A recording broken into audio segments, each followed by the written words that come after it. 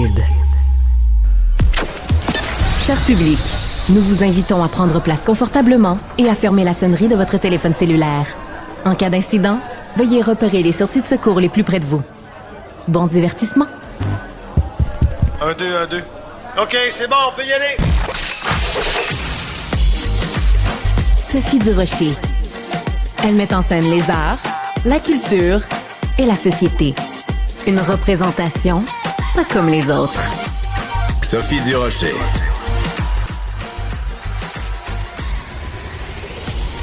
Bonjour tout le monde, j'espère que vous allez bien. Écoutez, c'est la grosse question, le gros dilemme. Qu'est-ce qu'on fait demain soir, mercredi soir? Cette affaire, un débat hyper important pour l'avenir du Canada. Puis le même soir, il y a un match super important du Canadien.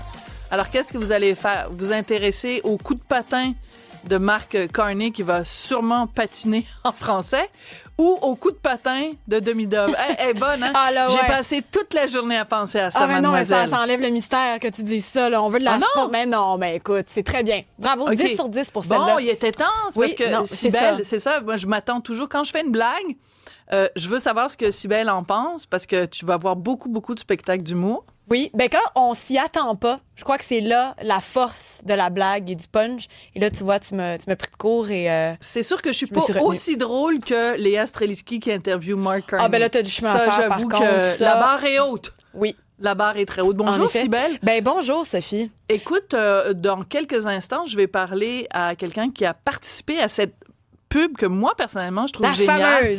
La fameuse affiche de Demi-Dove en pancarte électorale. Ben oui. Ben je sais pas si vous l'avez vue à la maison. Est-ce que vous l'avez vue sur les réseaux sociaux? Est-ce que vous l'avez vue vous-même dans les rues?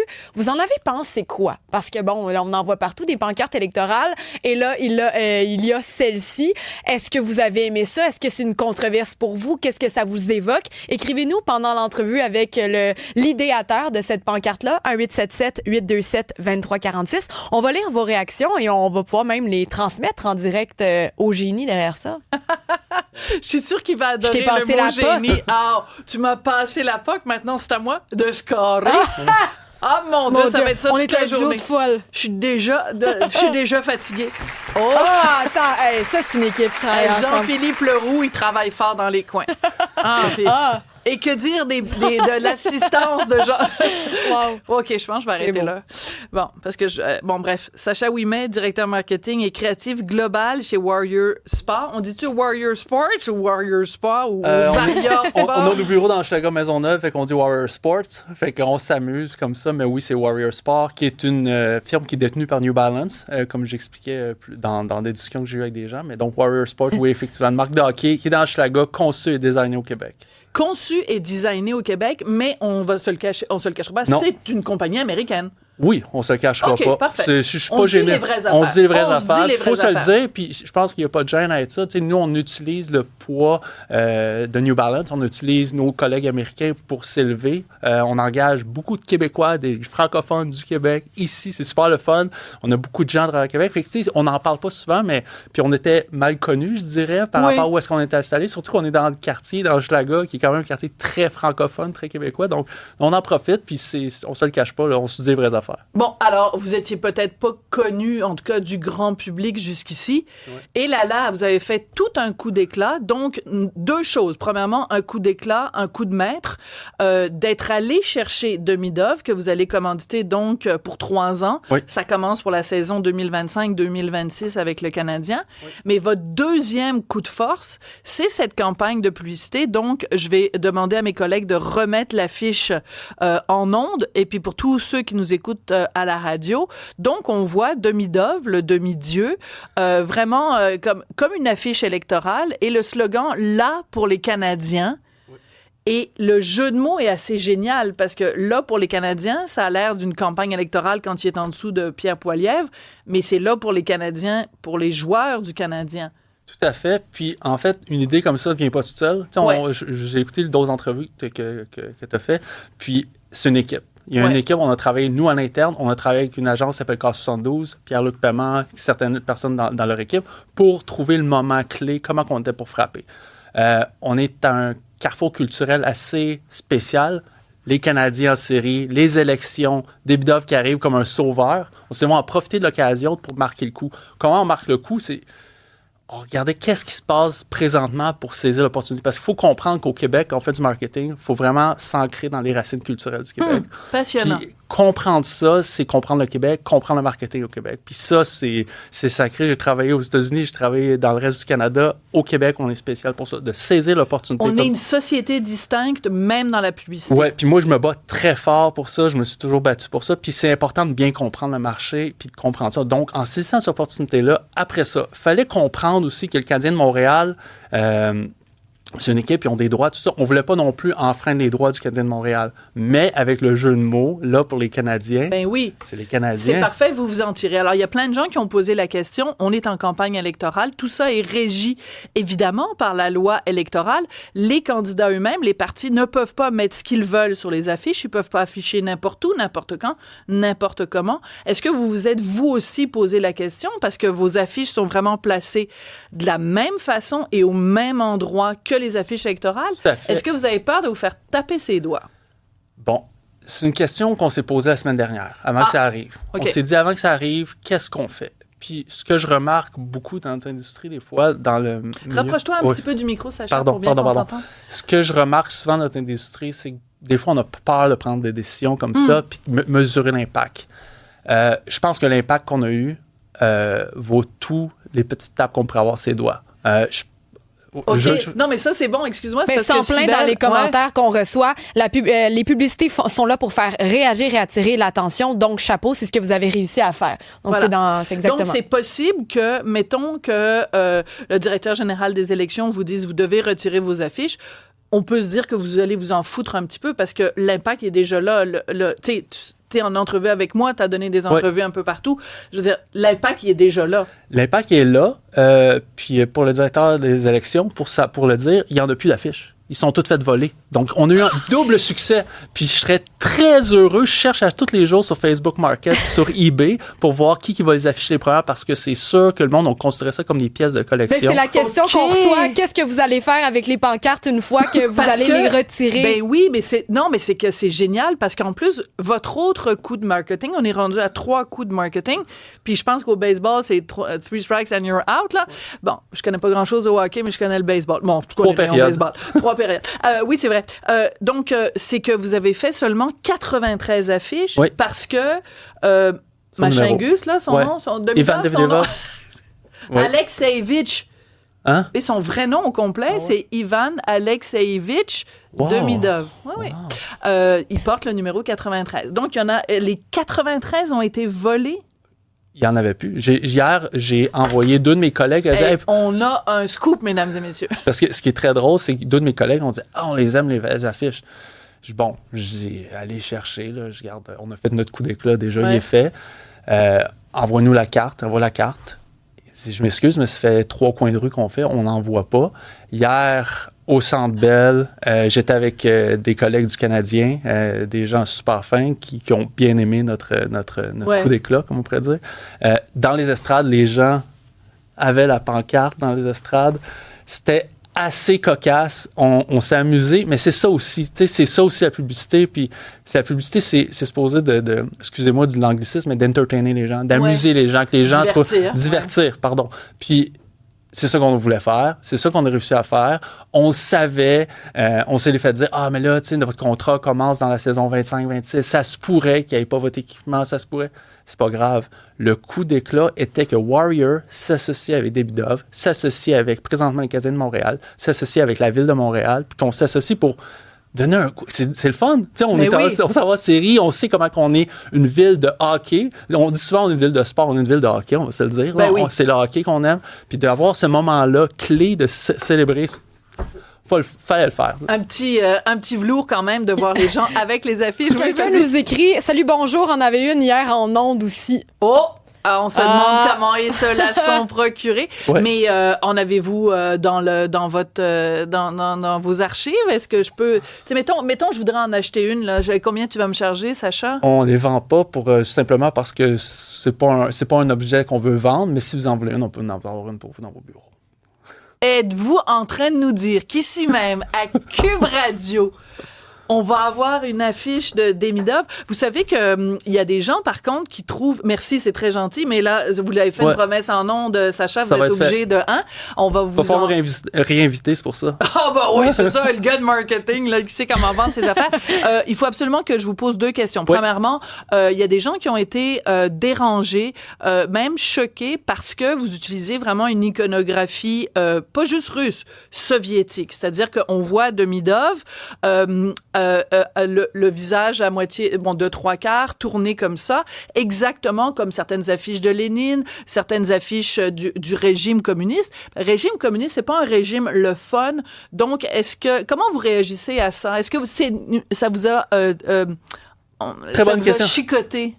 C'est une esthétique graphique. Okay? Quand on travaille avec des designers, les gens de Car 72 avec qui on travaillait, on a beaucoup parlé. On trouvait que c'est une esthétique qui était appropriée dans le contexte. Si les gens sont choqués, je m'excuse, mais les gens sont toujours choqués dans la vie, peu importe. Oui, mais mettons, t'es un Ukrainien qui vit au Québec.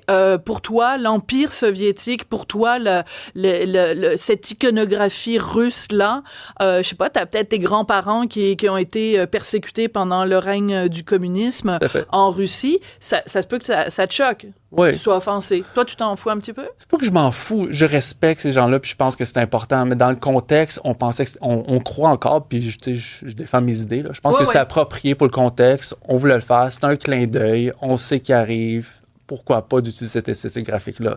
Point barre. Les gens, j'ai eu beaucoup plus de commentaires de gens qui disaient « Je peux-tu en avoir une? J'aimerais ça l'avoir dans mon salon. » Puis hey, « C'est vraiment beau ce que vous avez fait. » Plus de ça que de gens qui disent « Oh mon Dieu, j'ai été... Sur Reddit, j'en ai trouvé quelques-uns, mais... Oui, mais là, si tu commences à aller sur Reddit, mon grand Sacha, ça n'aura pas fini. Puis l'autre chose que je voulais te demander, regarde, j'ai oublié. J'allais te poser une autre question, puis je l'ai complètement oubliée. Mais Ah oui, non, c'est la question la plus importante. C'est pour ça que je la gardais pour la fin. Voyons donc, du rocher, réveil.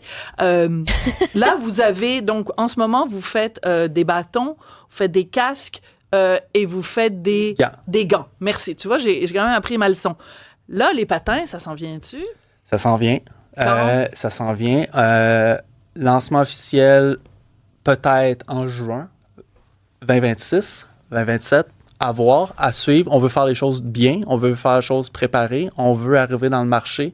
Il y en a beaucoup, c'est pas un secret, là, ça a été dans les médias sociaux. Il y a peut-être des gens qui ont vu des images qui ont été... de prototypes? Exactement, c'est des prototypes, ça s'en vient. On travaille, nous, notre maison mère, notre grand frère, comme on aime bien dire. New Balance, c'est New Balance. On a vraiment fait une étude pour les pieds, savoir comment ça fonctionne, s'assurer qu'on fait quelque chose de différent. Ils connaissent ça, les pieds, ils font des souliers. Exactement. Donc, bien comprendre que les athlètes... C'est pour ça que je donne pas de date officielle, parce qu'on veut avant tout, puis c'est ça notre...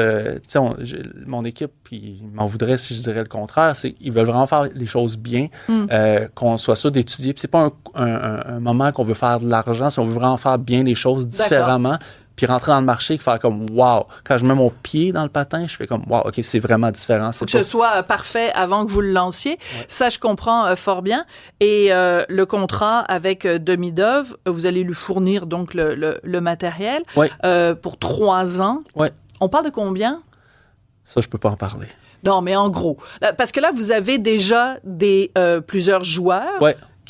Mais tout le monde dit que le contrat avec Demidov, c'est un cran au-dessus. Même l'agent de Demidov le dit, c'est un cran au-dessus. C'est un bon contrat, mais pour le respect de la personne, je veux pas en parler. C'est un beau contrat. Oui, mais mettons, Léa Streliski a fait 20 000 $ pour parler avec Mark Carney. On parle-tu de 10 fois 20 000 $ ou 100 fois 20 000 $? J'ai reçu cette question-là à peu près 1000 fois depuis hier. Ben oui, non, mais je reviens avec la même réponse. Je veux dire, autant qu'au Québec, on n'aime pas dire le salaire qu'on gagne, je laisser lui-même en parler quand il va être prêt à en parler. Bon, mais je sens qu'il va se faire des en or avec tout ça. Sacha, vous êtes quelqu'un d'absolument charmant et sympathique. Merci. Félicitations à vous. Merci. On le sait que c'est une équipe. À vous et toute l'équipe qui est arrivée avec cette publicité-là, les gens de l'agence de pub également. Vous êtes directeur marketing et créatif global chez Warrior Sports. J'aime ça dire ça, Warrior Sports. Et on attend l'affiche, hein? Ça s'en vient. Dédicacée par Demidov en plus, s'il vous plaît. Ah, j'adore. Sophie Durocher. Passionnée, cultivée, rigoureuse. Elle n'est jamais à court d'arguments. Pour savoir et comprendre, Sophie Durocher. Est-ce qu'il faut laisser plus de place au privé en santé? C'est vraiment une question qui revient tout le temps, qui revient souvent et qui revient dans l'actualité chaque fois qu'on est exposé à des problèmes de bureaucratie, d'incompétence ou de mauvaises dépenses dans le domaine de la santé. Puis j'aime, moi, toujours avoir des chiffres pour savoir ce que les Québécois en pensent. Ben, le reste du Canada aussi, mais permettez-moi de préférer savoir ce que les Québécois en pensent. C'est pour ça que je me suis beaucoup intéressée à un sondage que la firme Ipsos a fait pour l'IEDM. L'IEDM, c'est l'Institut économique de Montréal. Et pour parler des résultats de ce sondage-là, on a avec nous Emmanuel Faubert, qui est économiste à l'IEDM. Bonjour, Emmanuel. Bonjour. Donc, il y a beaucoup d'informations absolument passionnantes dans ce sondage-là. On va commencer par un des résultats. 56% des Canadiens sont en faveur d'un meilleur accès aux prestataires de soins de santé non gouvernementaux. Non gouvernementaux, ça veut évidemment dire le privé.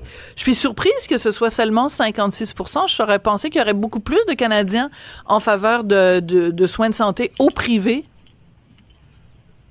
Oui, en fait, effectivement, ça pourrait être plus, mais ce qu'on voit, ça reste la majorité des Canadiens, et particulièrement au Québec, les gens veulent un meilleur accès aux soins de santé, et le privé, c'est un des moyens qui va permettre d'accélérer cet accès-là, parce que, d'ailleurs, les Canadiens, ils le savent, c'est plus rapide et plus efficace au privé, tout simplement, entre autres, comme vous l'avez dit, moins de bureaucratie, moins de paperasse, ça fait en sorte qu'en combinant les deux, on peut avoir un meilleur accès et les gens peuvent être traités plus rapidement.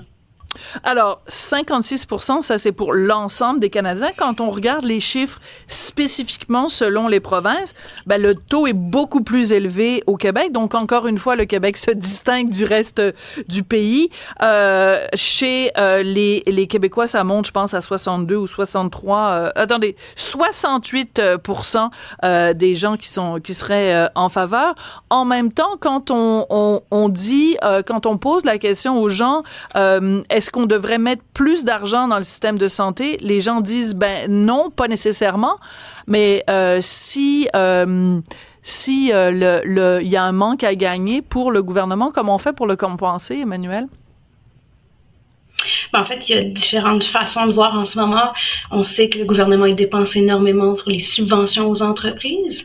Donc, si on veut prioriser la santé, diminuer, dans le fond, on est tous au courant de ce qui s'est passé avec Northvolt, Lion Électrique. Donc, si on pouvait réduire de ce niveau-là, alors ça pourrait nous permettre de se concentrer, entre autres, sur la santé, mais c'est pas juste une question d'argent, parce que justement, à chaque fois qu'on a des problèmes, notre réflexe, c'est de juste rajouter de l'argent. Augmenter les budgets, mais on voit, ça fonctionne pas. C'est pour ça qu'il faut regarder ailleurs et voir qu'est-ce que j'ai au niveau organisationnel pour améliorer l'accès. Voilà. Puis une meilleure gestion, parce que envoyer juste plus d'argent, si c'est pas super bien géré, puis qu'on paye des salaires de patrons, puis qu'il y a moins de gens sur le plancher, c'est pas mieux non plus. Il y a une donnée extrêmement intéressante dans le sondage. 73% des Canadiens, ça c'est énorme, sont en faveur de ce que les patients pourraient recevoir des soins à l'étranger en étant couverts par leur couverture provinciale. Je donne juste un exemple. On s'en va se faire soigner, je sais pas, en Suède, en Finlande, peu importe, mais on se fait rembourser par la carte soleil, là, moi j'appelle ça la comme RAMQ. Ça. La RAMQ. Sais-tu pourquoi j'appelle ça la carte soleil? Oui, ben c'est parce que dans le temps, il y a un les petit gens de soleil mon sur la âge, carte. ben oui. Qu'est-ce que tu veux, je te dis ça trahit mon âge. Ben oui, parce que toi, à ta génération, il n'y avait pas de soleil dessus. Mais ça, c'est vrai que c'est une mesure qui pourrait être extraordinaire. Effectivement, donc c'est une mesure qui existe déjà en Europe, la directive transfrontalière. Et l'idée, c'est, comme vous l'avez dit, de rembourser les soins qui sont prodigués à l'étranger, mais seulement à concurrence de ce que ça aurait coûté au niveau local. Donc, pour le gouvernement, ça coûte pas plus cher, mais ça permet aux patients d'être traités plus rapidement. Donc, dans ce temps-là, si la personne est traitée plus rapidement, c'est une personne de moins sur la liste d'attente au Québec.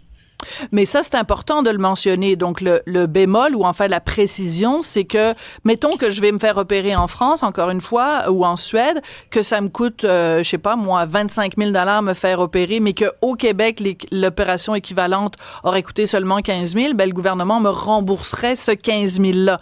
Donc, en termes d'argent qui sort des poches du gouvernement, c'est exactement la même chose. Moi, ça m'avantage parce que je sais que si je vais en Finlande, je vais être opéré la semaine prochaine versus dans 2 ans. Donc, tout le monde est gagnant. Donc, dans le fond, pourquoi le gouvernement le fait pas? Ça, c'est une question qu'on pourrait se poser. Pourquoi cette réticence?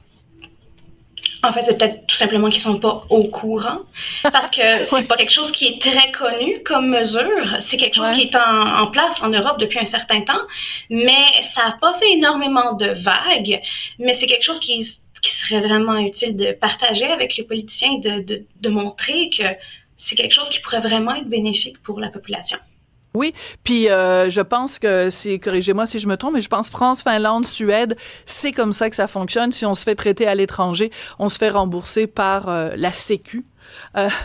Et on se fait rembourser, mais à la même valeur que ça aurait coûté. Ben, il y a Julie de Montréal qui nous écrit qu'il faut se rappeler aussi qu'Éric Duhaime, c'est le genre de politique qu'il défend dans son parti, quelque chose de similaire à ça.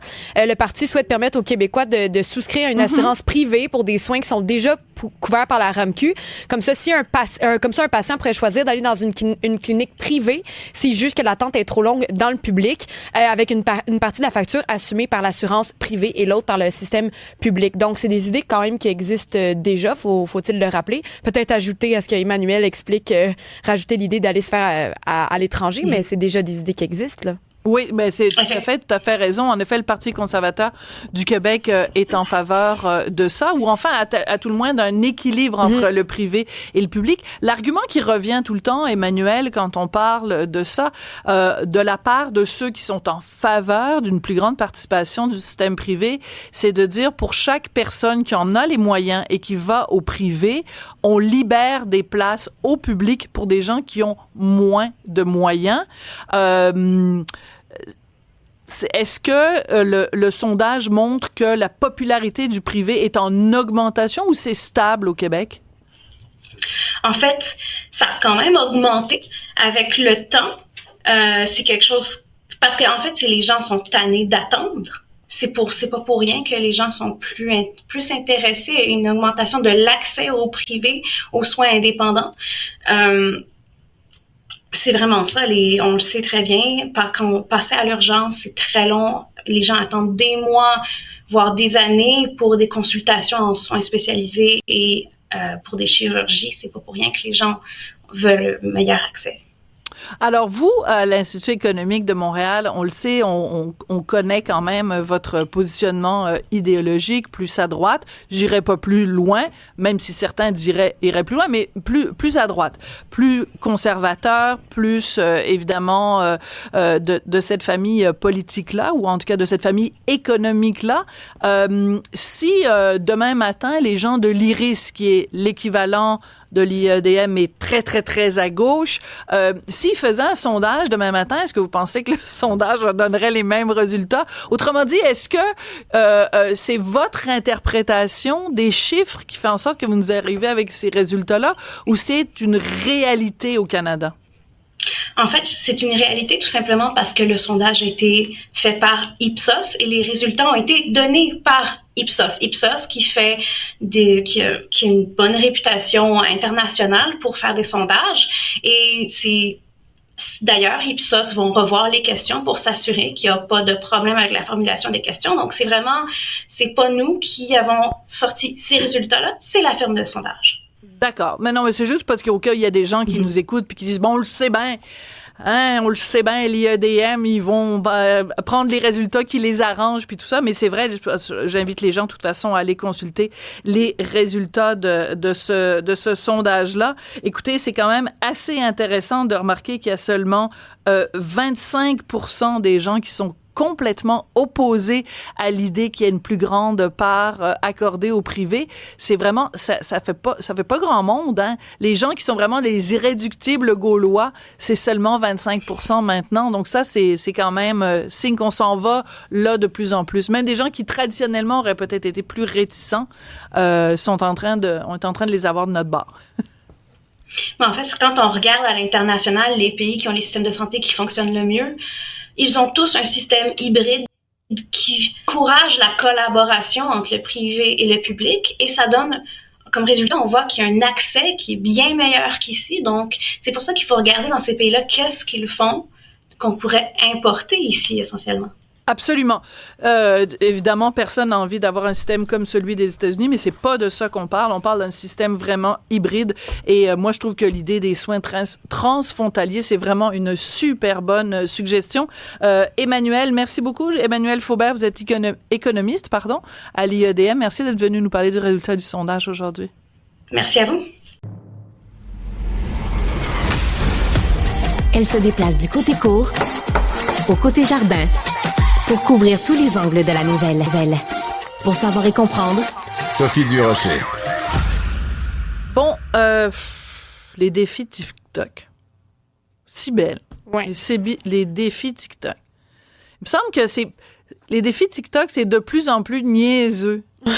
C'est comme, hey, moi, j'ai un défi encore plus niaiseux que ton défi. Ben, niaiseux, puis des fois dangereux. Ben, surtout, dangereux. Il y en a eu vraiment beaucoup, ça incitait les gens à des choses qui pourraient les tuer carrément. Ouais, mais là on parle pas évidemment d'aller jusqu'à mettre sa vie en danger, mais il y a ce défi TikTok pour les gens qui s'en vont voir, les jeunes en tout cas qui s'en vont voir le film Minecraft. Il y a une scène à un moment donné où les gens dans les cinémas s'énervent puis pitchent du popcorn toi, tu pognerais partout. les nerfs, hein? Ben moi, c'est pas juste que je pognerais les nerfs que les gens s'énervent, mais c'est parce que du popcorn c'est bon, faut pas gaspiller ça. Ah. C'est tellement bon. Ça, puis les nibs quand tu vas au cinéma. Bref, il y a eu beaucoup d'incidents au cours des derniers jours avec le film Minecraft et les défis TikTok. On va en parler avec le propriétaire du cinéma Pine à Sainte-Adèle. Il s'appelle Tom Fermagnan. Bonjour, Monsieur Fermagnan. Bonjour, Madame Durocher. Bonjour à toute l'équipe. Ben écoutez, d'abord, on vous salue parce qu'on adore le cinéma Pine à Sainte-Adèle. C'est vraiment une institution, pas juste dans les Laurentides, mais à travers tout le Québec. Décrivez-nous qu'est-ce qui se passe avec pas qu'est-ce qui se passe, mais qu'est-ce qui se passe avec les qu'est-ce jeunes? Qui se passe? Oui. Bon, qu'est-ce qui se passe? Vous savez qu'on est en affaires depuis 77 ans, la plus ancienne salle opérant sur la même adresse, en tout cas. Fait qu'on présente tout genre de films, dont des blockbusters américains comme Minecraft. Minecraft, c'est tiré d'un jeu vidéo, en anglais seulement. Et puis, il y a eu une espèce de défi TikTok qui est parti là-dessus, qui a remplacé le défi avant, qui était d'aller dans les marchés d'alimentation, ouvrir les contenants de crème glacée, la lécher et la laisser là-bas. Fait que ça, c'était TikTok avant ça. Ça, c'était supposément, j'ai fait faire de la recherche par mon staff. Fait que le prochain TikTok, c'est Chicken Jockey. Il est un des caractères dans le jeu Minecraft. Donc, tout le monde se sont passé le mot pour aller au cinéma, et puis c'est rendu même ridicule. Les gens venaient même plus pour le film. Cette scène arrive à peu près à 1h10 durant le long-métrage du film. Oh non. Fait qu'à 1h10, quand le character dans le film, qui est Jack Black, il dit « Chicken Jockey », tout le monde se lève, s'énerve, crie, applaudit, lance du popcorn, lance les gobelets, lance tout ce qu'ils ont dans les mains partout.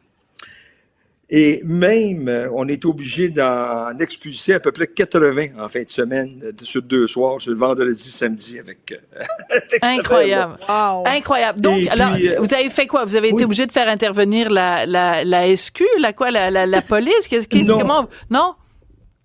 Non. Qu'est-ce qui est arrivé? Le deuxième soir, on a fait venir une agente de la SQ pour juste la mettre dans le lobby du cinéma pour une espèce de lumière jaune pour dire qu'écoutez, on vous surveille, etc. Au début du film, de la séance de vendredi soir, on est allé en avant du cinéma, on a souhaité la bienvenue à toutes nos invités. Les clients. C'est très gentil de dire, écoutez, vous allez voir un bon film, c'est un film que vous avez aimé, tiré de votre jeu vidéo.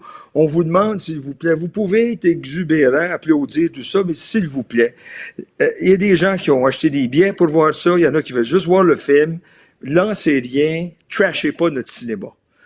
Ça semblait à bien passer, mais ça a comme rien donné, du tout. Fait que, rendu, donc, à 1h10, bang! Fait que le monde a commencé à lancer des affaires. J'ai d'autres Je ris, mais c'est pas drôle. Ouais. Non, je ris, mais c'est pas drôle. Fait que, il y a un jeune qui a mangé un gobelet sur la tête, un jeune de 3 ou 4 ans, parti à pleurer. Le parent voulait aller étrangler un des jeunes qui a lancé le gobelet, fait qu'on est obligé d'aller calmer ça. Donc, nous, ça nous a coûté beaucoup des laissés-passer à remettre aux clients dérangés. En plus de ça, la surprise là-dedans, il y a peut-être un tiers, c'est pas 2/5 de la salle qui s'est vidée tout de suite après le chicken jockey. Ils ont quitté la salle, ils sont partis. Bon, ben ça dérange tout le monde. Et évidemment, là, on va revenir sur le coût, évidemment, parce que c'est un coût COUP qui a un coût COUT, et on va y revenir. Mais le but, évidemment, d'un défi TikTok, c'est pas juste de faire des niaiseries. C'est des niaiseux, je vais le dire, c'est des niaiseux qui se filment en train de faire des niaiseries. Parce que lécher de la crème glacée, ça n'a aucun intérêt si tu te filmes pas en train de lécher de la crème glacée. Alors, on va regarder un petit extrait. J'ai demandé à Jean-Philippe Leroux de nous faire jouer ça. Je veux pas vous rendre mal à l'aise, monsieur, mais on va voir ce que ça donne quand les niaiseux se filment en train de faire des niaiseries pendant le film. Oh, ben, c'est tout bien. Ça veut pas rentrer, hein, Jean-Philippe? Ah, OK. Bon, on va le réessayer. Attends. Bon, mon Dieu, on a un problème. Bon, voilà. On écoute ça.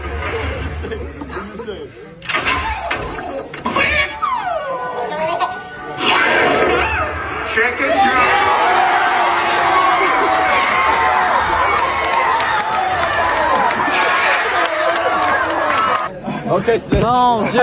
OK. Donc, on voit, dès que le personnage dit chicken jockey, tout le monde... Alors, donc, je veux pas nommer personne, je veux mettre personne dans l'embarras. Mais si je vous disais que dans mon entourage, je connais quelqu'un qui a 17 ans, je donnerai pas son nom de famille.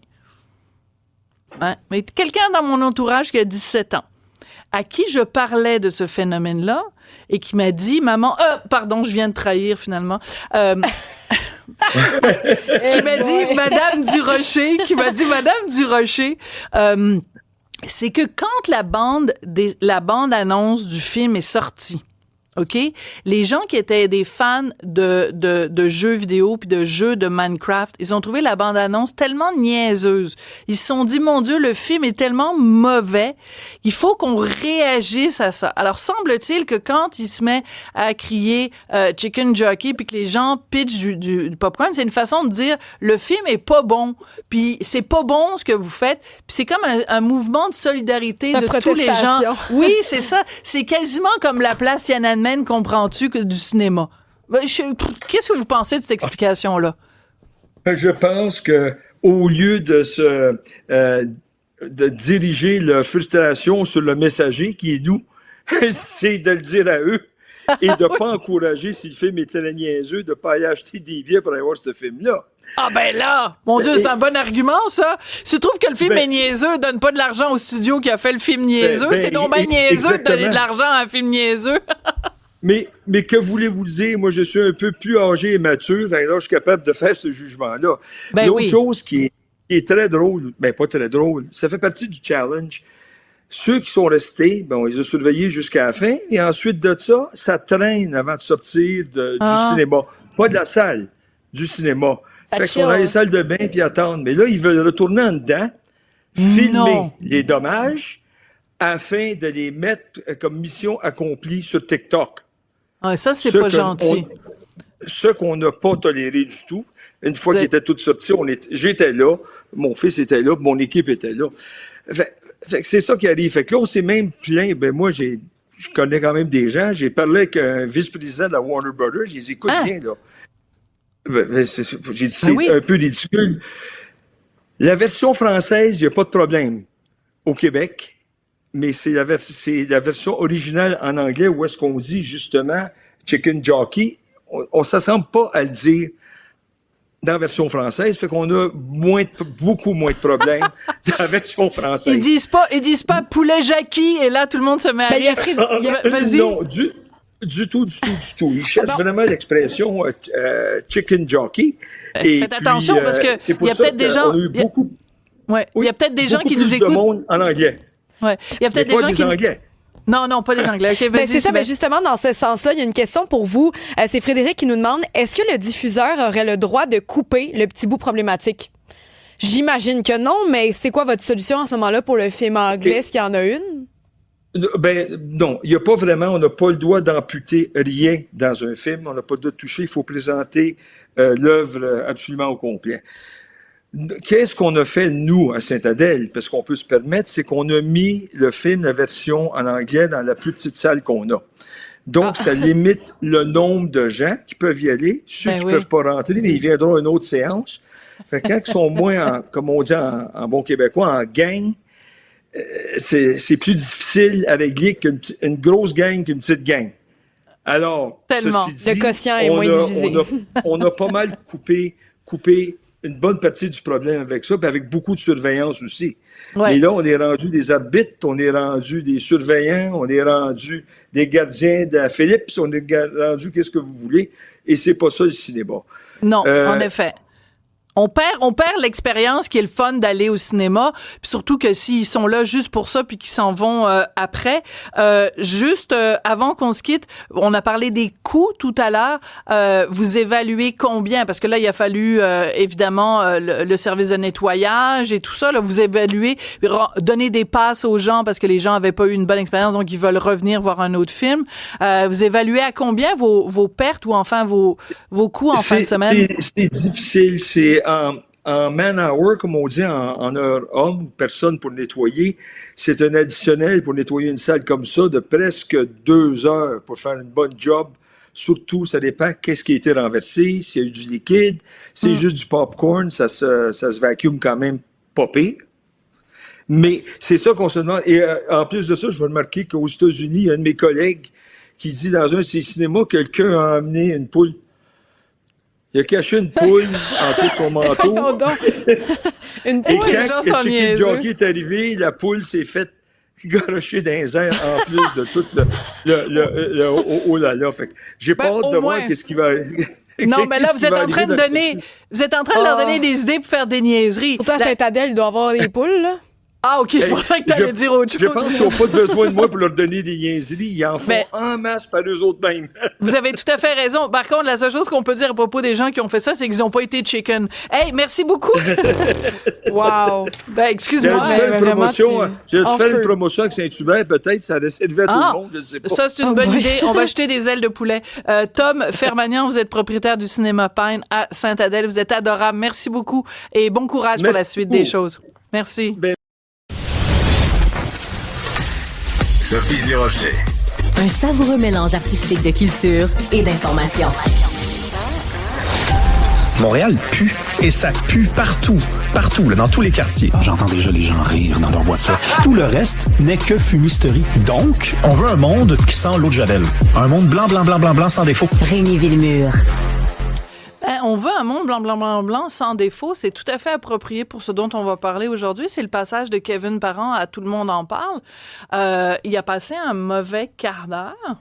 Bon, écoute, moi, regarde, j'essaie d'être de bonne foi dans la vie. C'est une belle qualité quand on intervient souvent dans les médias. Tu sais, je suis pas toujours le meilleur ami de Tout le monde en parle.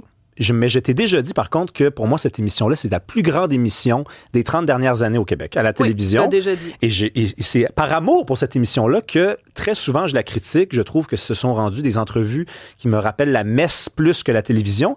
Et pourtant, dimanche, aucun reproche, je trouve. D'accord. OK, évidemment, on peut parler du sort de Kevin Parent, là, que ça n'a pas été hyper facile pour lui, mais en même temps, à quoi il s'attendait? Tu sais, ça fait 5 ans que tu n'as pas donné une entrevue à la télévision. Tu es allé à la radio, à ton émission. Tu es allé dans un balado, celui de Marie-Claude Barrette. C'est sûr qu'on va te poser ces questions-là et ça s'appelle Tout le monde en parle. D'accord. Donc, l'album, ça fait 25 ans que tu as sorti un album. 30 ans, mm-hmm. Pigeon d'argile. Oui, on va vouloir parler de ta musique, mais tout le monde parle de quoi au Québec depuis 5 ans quand on entend le nom de Kevin Parent? Ben, c'est du grainage de verre, ce sont les inconduites sexuels allégués de façon anonyme. Alors ça va être une des fois. Alors, marquez ça va rester dans les annales de cette émission. Je suis absolument pas d'accord avec toi, Rémi. Ben, c'est bien correct. C'est-à-dire qu'il y a tout un débat en ce moment, puis c'est intéressant qu'on en parle. Il y a tout un débat en ce moment parce qu'il y a des gens qui disent, comme toi, là, il aurait dû être mieux préparé, il aurait dû être... De participer à un balado de Marie-Claude Barrette, c'est enregistré. Il y a des parties qui sont coupées. Tu le sais, toi-même, tu fais des balados. D'ailleurs, très, très bonne série balado. Je tiens à dire que quand tu vas à Tout le monde en parle, que l'émission est en direct, que c'est écouté par 1 million de personnes, il y a un degré de stress, il y a un degré de pression qui est pas comparable à aucune émission au Québec. On va se le dire. OK? En plus, le postulat de Tout le monde en parle, c'est quand même une émission qui se situe très à gauche. Et quand tu es confronté à ce genre d'allégations-là, tu sais que tu t'en vas en territoire ennemi. Il y a personne qui va t'en passer une sur la palette. La palette, merci. Ouais. Voilà. OK?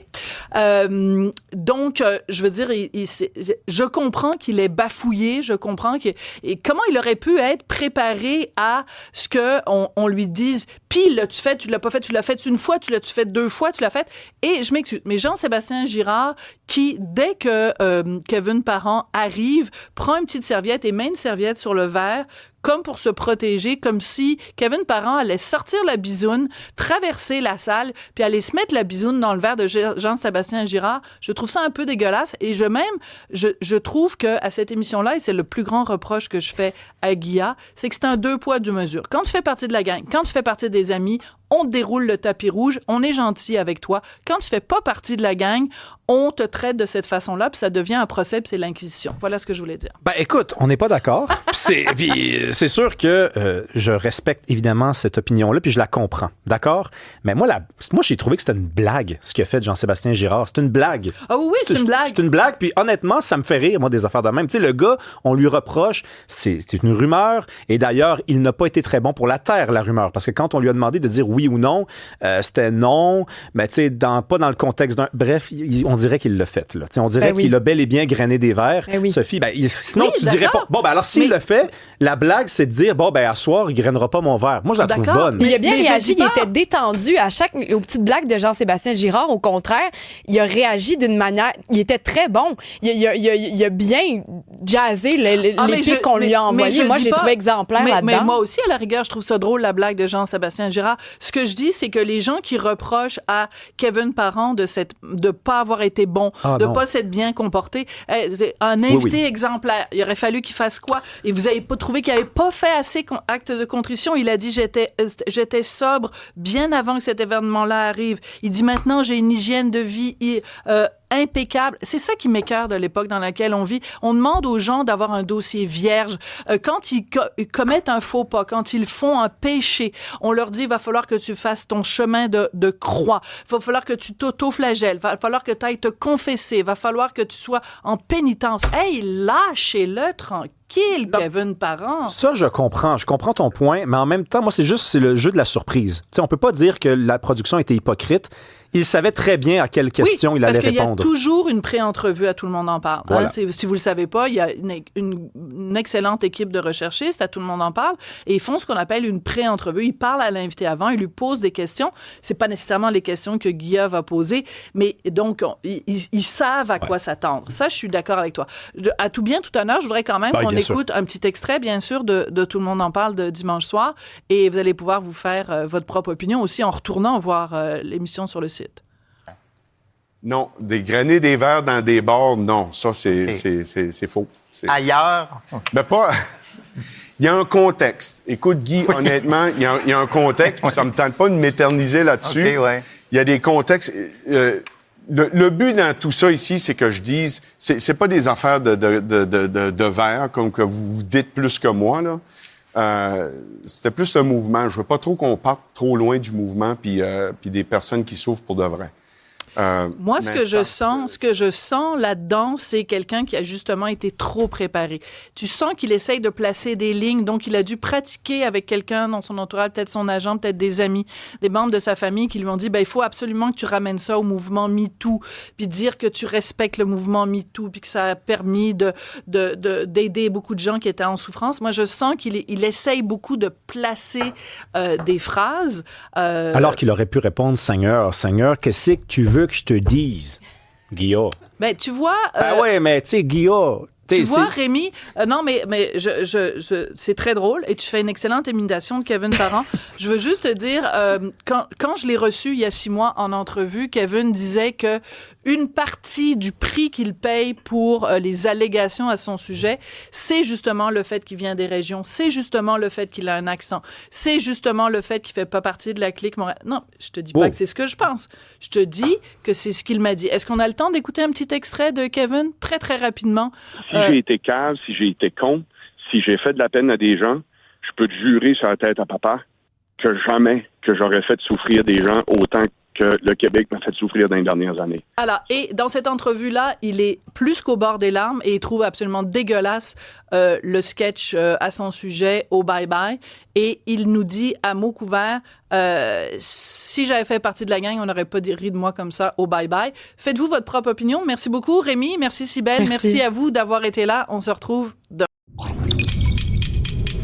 Kid.